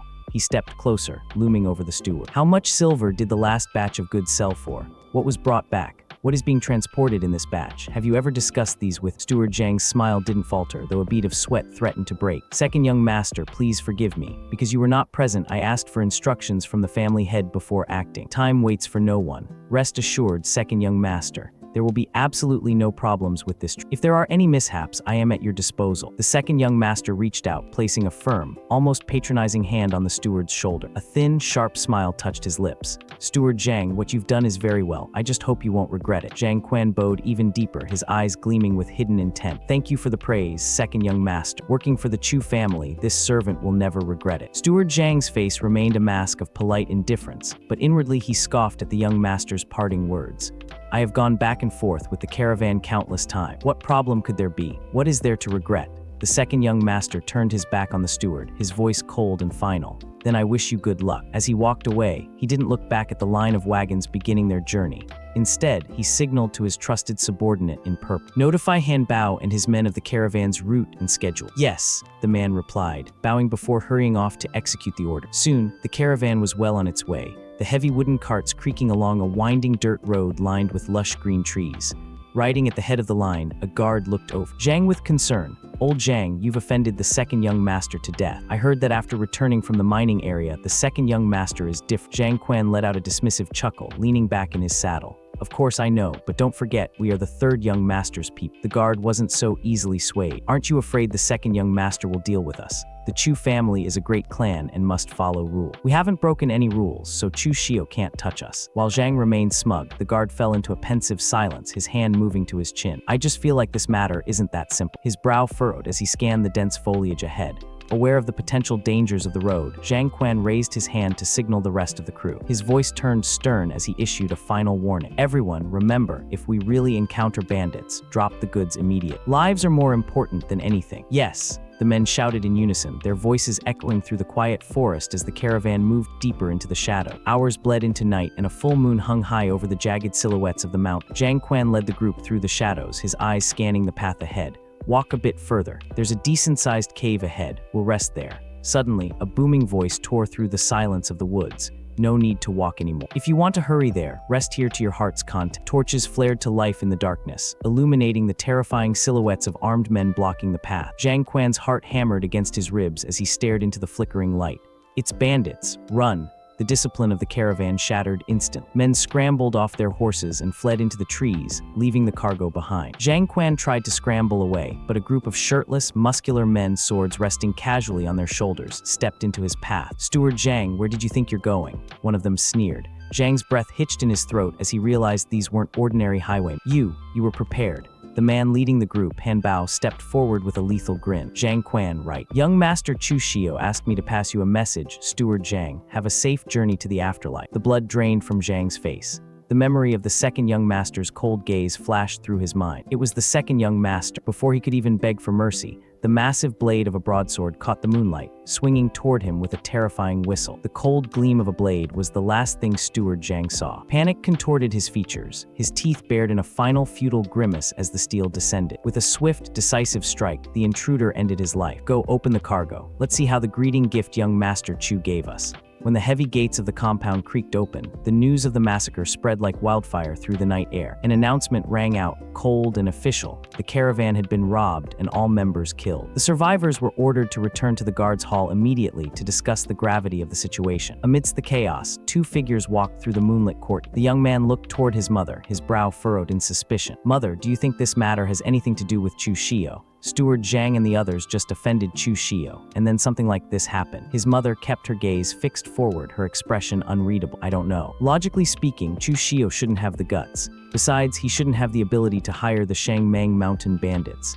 She paused, her eyes narrowing as they approached the main hall. "Before we have evidence, don't speak carelessly. Otherwise, it will make the master unhappy." Yes, they entered the grand hall where the atmosphere was thick with tension. At the far end, seated upon a high throne, the master of the house looked down upon his subjects. The room was filled with murmurs and the hushed rustle of robes as the survivors recounted the horror. "That is the situation. They killed everyone on sight. We don't know anything else." The master remained silent for a long moment, his presence looming over the room like a dark cloud. Finally, he spoke, his voice echoing with chilling finality. "Since that's the case, dismissed. Remember this lesson, be more careful next time. I'm going back into seclusion." As the master rose to leave, young man in blue robes stepped forward, his back to the room but his resolve clear. "Father, right now the caravan has no leader. I am willing to lead the caravan through Shangmang Mountain once again." A ripple of shock passed through the hall as Chu Xiu's declaration hung in the air. Eyes widened and whispers ceased.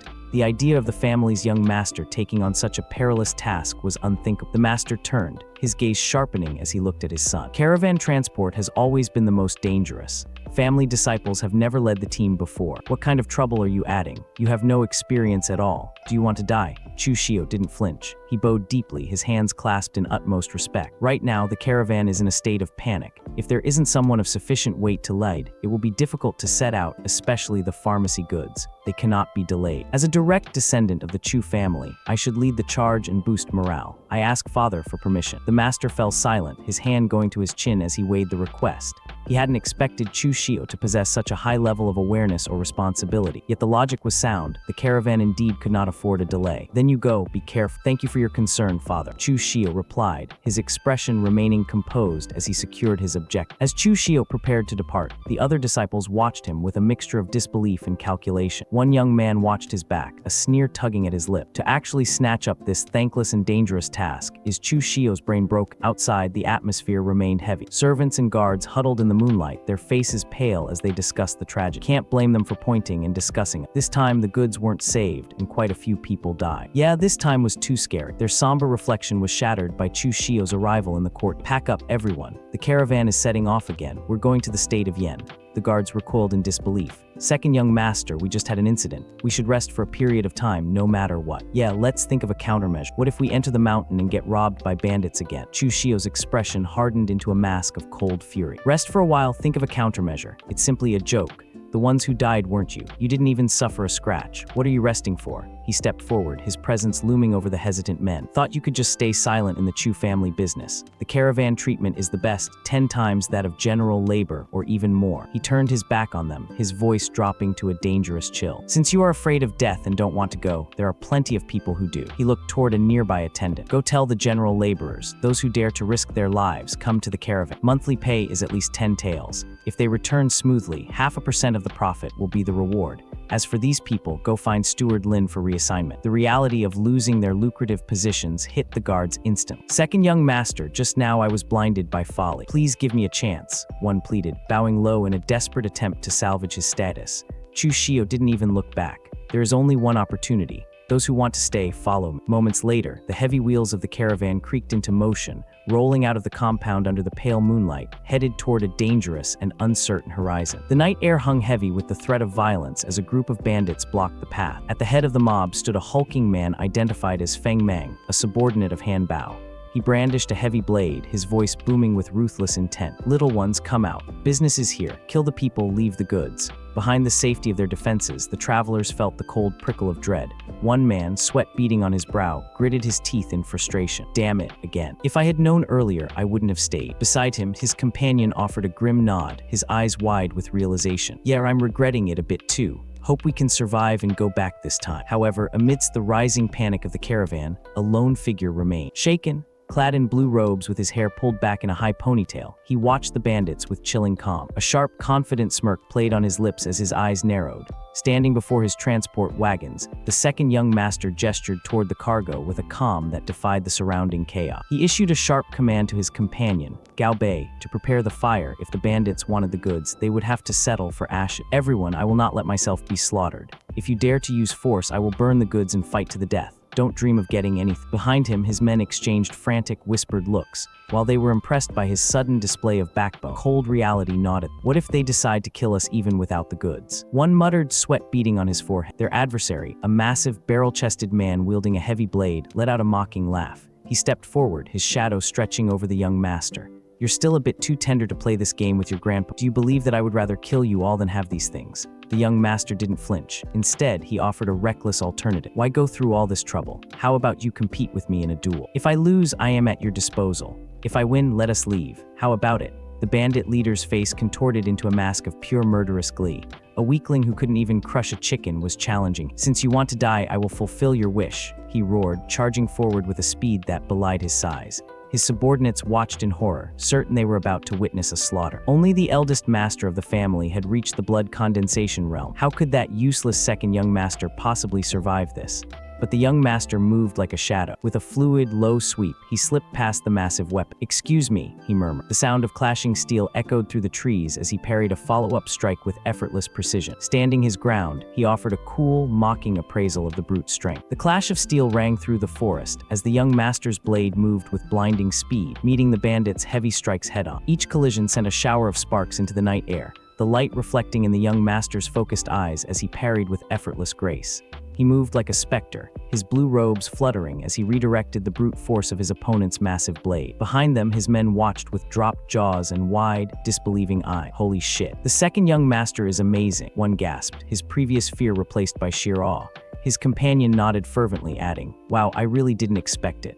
The second young master was truly hiding his light under a bushel. With one final decisive movement, the young master disarmed his opponent. The bandit's heavy sword spun through the air before burying itself deep into the dirt path with a dull thud. The brute stood frozen, his hands empty and his chest heaving as he stared at the weapon he'd just lost. You let me win, the young master said calmly, sheathing his own blade as he looked at the defeated man. The bandit leader let out a gruff, begrudging laugh, shaking his head in disbelief. All right, you guys go. I didn't expect a young master like you to really have some skills.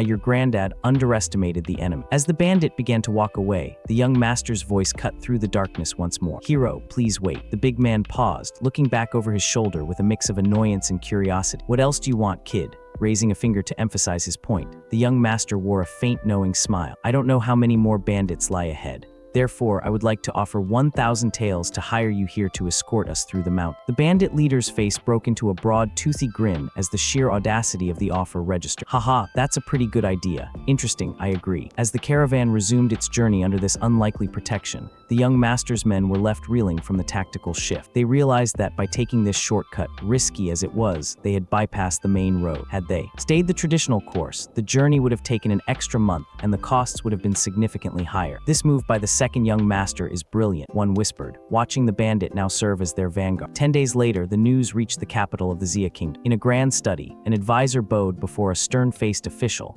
reporting the impossible. The second young master had made a round trip from the Xia Kingdom in 10 days. Despite the success, the official remained skeptical, his brow furrowed. He worried the move was too adventurous. What if the bandits hadn't responded to soft tactics or lacked the actual strength to protect the cargo? The advisor, however, was more optimistic. He explained that the second young master's luck was remarkably good. Not only were the bandits strong, but a new precedent had been established. The caravan was now being escorted through the mountains by the very men who used to haunt. He mused that if the young master were to give up his current research and focus on family affairs, the family could truly stand shoulder to shoulder with the powerful Qin clan. The official's eyes darkened at the mention of the young master's mysterious pursuits. Old Chen, do not speak nonsense. You know exactly how much of a price I paid for. I will absolutely not give up. Meanwhile, back in the quiet courtyard of the family estate, the second young master was already back at his training. Under the bright afternoon sun, his blade blurred through the air, his movements even more refined than they had been on the mountain pass. The atmosphere within the Chu estate had shifted, a quiet tension replacing the usual bustle of daily life. Servants and family members alike whispered about the second young master who had returned from the Yan Kingdom, a changed man. He practiced with his blade with a desperate intensity, often forgetting to eat or sleep. It was a jarring departure from the person he once was, and those around him couldn't help but notice the newfound fire in his eyes. In the training courtyard, Chu Xiu moved with sharp, disciplined grace. According to the original plot, he recalled, a catastrophic family incident would eventually force him to flee Tonga Prefect and enter the Jianghu, a transition that would harden his temperament drastically. However, the nature of that looming disaster remained a mystery. He knew he couldn't wait for the storm to hit.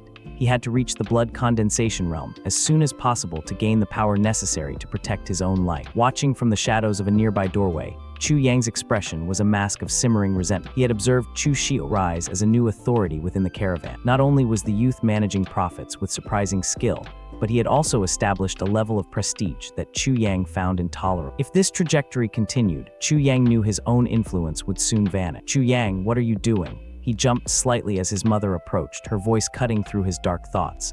"Mother, the caravan cannot remain in Chu Xiu's hands," he insisted, his voice low and urgent. His mother looked at him with a cold, realistic gaze. "You want this caravan? It's not that easy. The master will not simply hand it over to you." Chu Yang leaned in, a shadow crossing his face as a cunning plan took root. "I know father won't give it to me, but what if fourth brother wants it? Would he give it to Chu Xiu then?"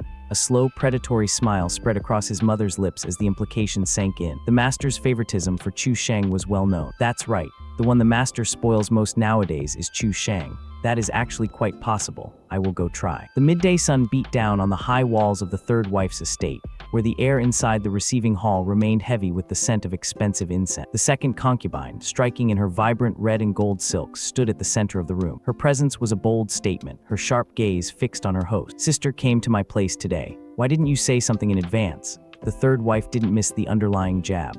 "Well, Shanger's shops don't have much silver, but Shanger didn't plan to fight for the inheritance anyway, so this little money is just right." She reached out, taking the second concubine's hand in a gesture that looked sisterly, but felt like a tactical maneuver. "Sister has misunderstood. I know Shanger doesn't want to fight for the position of family master, but it's still better to have some business with large return," the second concubine countered, her smile never quite reaching her eye. The third wife's son shifted slightly. He knew the Chu family's business was a finite pie. The shops had already been divided. To ask for more now would be a dangerous display of ingratitude. But the second concubine wasn't finished. "Don't ask for more, but we can swap. Right now, the profits of Chu Xiu's caravan have more than doubled." More than doubled. The son's eyes widened. He knew that beneath the surface of this familial unity, the harmony his father demanded was nothing more than a thin veil over a simmering rivalry. If those profits were real, the stakes of this conversation had just escalated significantly. The next day, the Chu family patriarch sat behind his desk, his expression authoritative as he addressed his son. "Daishu, your caravan has developed well during this period. Even if you cannot become the heir, you will definitely be a pillar of the Chu family." He looked from one son to the other, his tone softening slightly into a paternal lecture. "So between you brothers, brothers, you must be harmonious and help each other. What father says is correct. Yes, the brothers replied in unison, bowing their heads.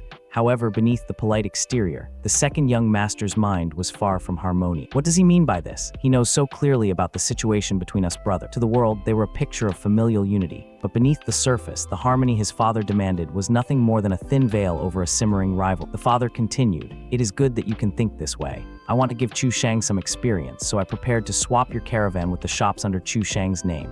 Do you agree?" The second young master's breath hitched. "This, he. When the caravan was dangerous, Chu Xiu didn't go. Now that I've opened up the trade route, only now are you preparing to let Chu Xiu go?" He looked at his father's calm face, feeling a surge of resentment. This greedy, selfish appearance is a bit too much. Realizing the decision was already set in stone, the second young master bowed his head again. "Since father has already made the decision, then fine. I will yield the caravan to fourth brother. I am very glad that you are willing to agree. How about this? I will give you another weapon shop." The father then turned his attention to his younger son, Chu Xiu. "You are still young and lack experience. I will let Lin Chen go with you." "Many thanks, father," Chu Xiu replied, his eyes bright with victory. The second young master watched the exchange, his eyes narrowing as he recognized the name Lin Chen, one of the two strongest guest elders of the Chu family blood condensation. His fists clenched at his side. "This bias is too obvious. We are both sons. I'll just say be careful. This gap isn't just a tiny bit." As they left the study, Chu Xiu turned to his older brother with a gloating smile. "Many thanks, second brother. It's nothing, however the trade route is rugged. Fourth brother, you had better be careful." He watched Chu Xiu walk away, his gaze icy. "You asked for this. I hate it when people grab my things the most." Outside in the caravan courtyard, the news spread quickly among the work. "Brotherly, I heard that our caravan will be under the fourth young master's management from now on. What do you think?" one man asked, his face etched with worry. His companion sighed, looking toward the main house.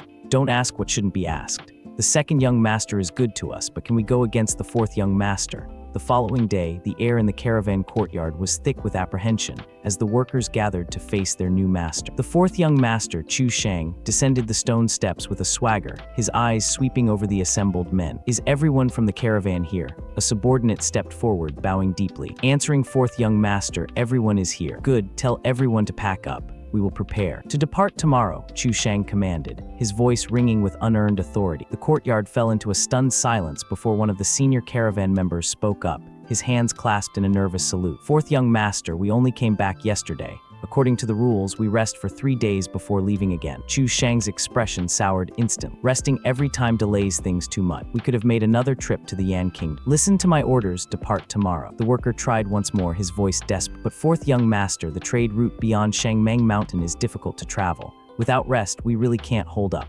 The second young master, "Shut up, mention his management again and you're finished. By the way, did you members stay behind? I will arrange for new people." As Chu Xiu turned away, the veteran caravan workers exchanged weary, defeated looks. One man's face paled as he muttered to himself, his spirit crushed by the arrogance of their new leader. "This fourth young master's way of doing things is too domineering," he thought, realizing the dangerous path ahead. The next morning, under a wide cloud-streaked sky, the second young master was busy loading his own belongings. He held a heavy wooden crate, his face a mask of calm determination. "Second brother, what are you going to do?" Chu Xiu asked, sitting atop his horse as his caravan prepared to move out. "Moving to a restaurant to live.